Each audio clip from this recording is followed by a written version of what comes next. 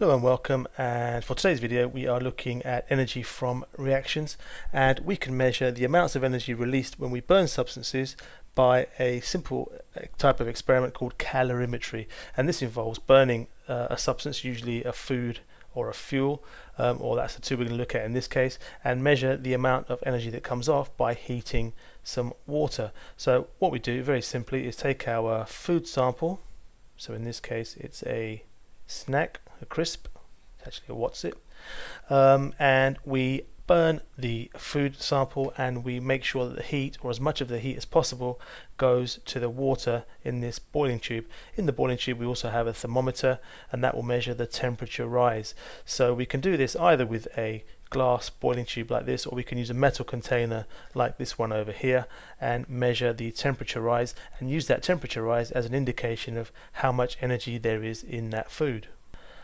Now, a slight problem is that not all of the energy goes into the water. A lot of it is lost to the surroundings, and one way in which we can get around that is to maybe have some kind of insulation around our container, but there is also an instrument called a calorimeter which is designed specifically to reduce the heat loss as much as possible, but that's not actually mentioned in the spec, but they might give you a picture of one, and really all you've got to do is just be aware that it's very well insulated. It all happens in a closed system, so as little of the heat that is produced is lost as possible. Okay, so so this is a simple experiment, and you can imagine that we could probably try out different types of food and work out which one contains the most energy. So here I've got some data for a peanut, a crisp and a biscuit, and we've got the start temperature of the water and the end temperature, and we could very simply fill out the temperature change. I've done it here for you. So it's 10 for the peanut, 7 for the crisp and 9 for the biscuit, and you can see, because we've got the same amount of food in each case, very important if we're going to do our comparison, we've got the same mass of food for each example, so we can see that the peanut releases the most amount of energy because it's caused the biggest temperature change in the water. Now, if we were to take it to the next level, we can actually calculate the amount of energy based on that data that we have, and for that we need an equation, and the equation looks a bit like this. It says energy released is the mass of the water times specific heat capacity of the water times the rise in the temperature. Now, by specific heat capacity of the water, in this case we mean the energy needed to raise the temperature of 1 gram of water by 1 degrees centigrade, and this will be given to you in the exam. It's actually 4.2, but this is not something that you need to memorize. The questions I've seen so far on this have given you this equation. The other way they might show it is Q equals M times C times delta. That triangle means delta, or change in temperature. That's the other way, and this is the way it's actually mentioned in the spec, so I suggest it might be worth you being familiar with the letters here and what they mean, and they're given in the written version above. Another important thing is the unit of each of these, so the energy release is going to be in joules.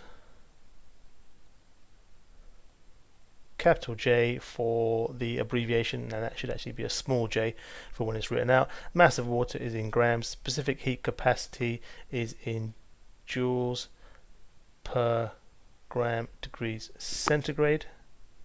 And the rise in temperature, that's the temperature measurement, so that's going to be degrees centigrade. Okay, so how could we work out the energy released, for example, by the biscuit? We would just have to plug in the numbers into our equation, and so therefore what we have is the mass of water, which is given as 25 grams.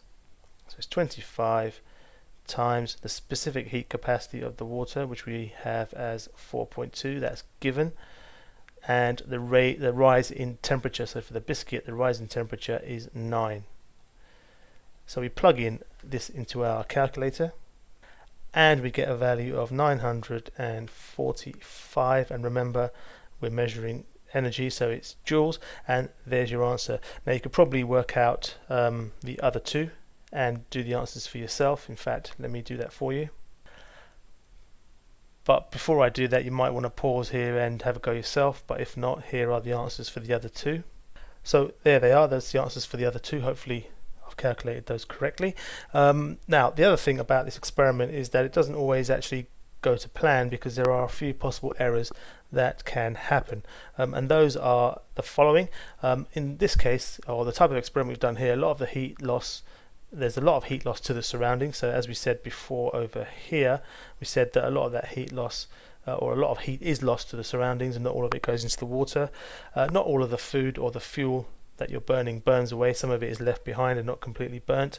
It's important that the water is stirred so that you spread or distribute the heat evenly throughout the water, and some of the energy from the burning food actually heats the container and not the water. So these are possible sources of error when you do an experiment like this. Now, the other thing we said we could do was not measure the energy from food, but measure the energy from a fuel. And the way you might do that is to have a set of apparatus like this.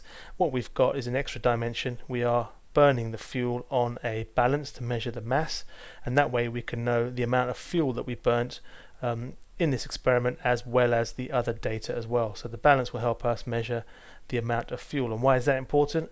Well, that can help us to calculate the energy in a comparable way, which is energy per gram. So here's a question. It says calculate the energy released per gram of this fuel. Now we obviously need all the other data as well. It says the mass of fuel that was burnt, that should say, is 25 or 0.25 grams.